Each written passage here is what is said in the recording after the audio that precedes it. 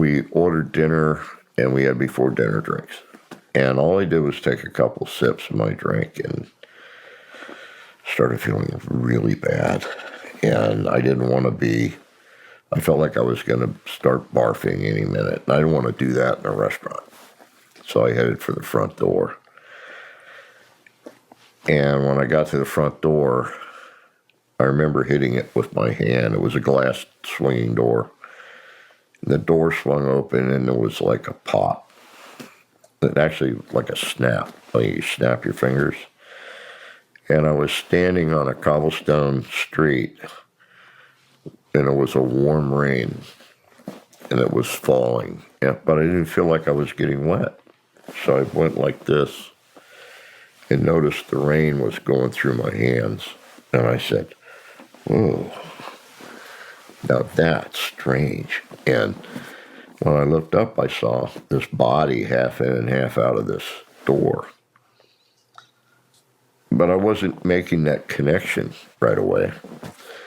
So I kind of drifted over, which should have been a giveaway, but I wasn't paying attention to that. I was paying attention to the body. And I saw it was me laying on the concrete at the entry. And then the guy that brought my wife to the restaurant came out and grabbed me and pulled me up into his... Hey, wait, stop scrolling. Did you know you can feed stray cats online right now just with your lap? He dropped to the pavement, pulled me up in his lap, and felt for a pulse somewhere in my neck, I guess. And then he started yelling at me, breathe, sucker. And he smacked me in the chest. Because we didn't have CPR back then. Nobody was trained in any of that stuff. And every time he hit me in the chest, I'd be back in my body looking up at him in this incredibly intense pain. And I'd be saying to him, stop. I was trying to get the words out, and I couldn't get them out, and I'd be standing outside my body looking down again. And he'd hit me in the chest, and I'd be back in my body in this excruciating pain. And I'd go, please, and I'd be out of my body looking down again. And I guess my wish came true, because I stayed out then. I just watched. And he kept hitting me on the chest. Nothing was working. And then he disappeared, and my ex-wife was down on her knees, and she was crying. And then this Volkswagen pulled up, and I think that's what he had brought her to the dinner in. So he jerked me up off the ground.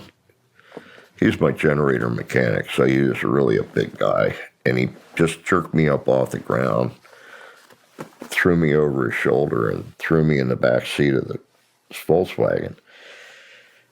And I'm standing outside watching all this. And then they took off, and I was like, whoa! So I'm flying along beside the car, going, You're in a full out-of-body experience. Full-blown out-of-body. This is the first one you've had? First one I ever had in my whole life. I'm yelling, stop, stop. And then the next thing I knew, I was kind of like in the back seat of the car, hovering, which you can't do with your whole body. But I had that sense. And I saw him blow through the... Back then they had customs from Austria into Germany, and Germany into Austria, that kind of thing. He blew right through the customs check. Hung a hard right. Now we're back in Germany. He drove for quite a while, back across through another customs into Austria, and then back through another customs into Germany. He had to go around the city or something. But where we wound up was over near a city called Passau. It's way down in the southern tip of Bavaria. And he went to it's called a clinic or something. It's not a full-blown hospital. It's like a clinic. And he pulled me out of the car, threw me over his shoulder, and went to the door, and the door was locked. And I was like, I'm thinking, watching this, isn't that just like a hospital to be locked up when you need it? But he started kicking the door with his foot really hard. And this doctor rolls up to the door in a wheelchair. And I'm thinking, no, this has got to be a dream. That's what I started thinking. But the doctor unlocked the door. And I found out later that's what they do. They lock the door after 7 o'clock or 8 o'clock at night. And brought him in. He laid me on a table in an emergency room with the big lights and all that stuff.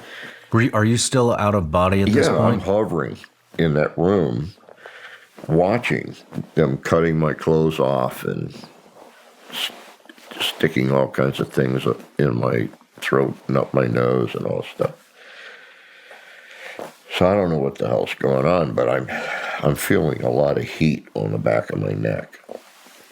And I thought, this must be the emergency light, and I must be bumping up against it. That's what my thought was. I turned around and I was enveloped in a white light. The light was the brightest light I've ever been in, but the least disturbing. It was like total, complete comfort. It's like being in the hand of God. And this voice said, it's okay. And I was like, yeah, this is perfect. And it says, but you can't stay. I went, I'm looking for something to hold on to. They're not pulling me out of here. I'm actually looking for a handle or something I can hold on to. And I suddenly woke up. I sat up and I was totally naked under a sheet, and I had tubes and wires hooked all up to my body. And I looked around and there was this German patient laying in this bed next to me. And I looked at him and I said, hey, it's okay. God's a white light and you can't cease to exist.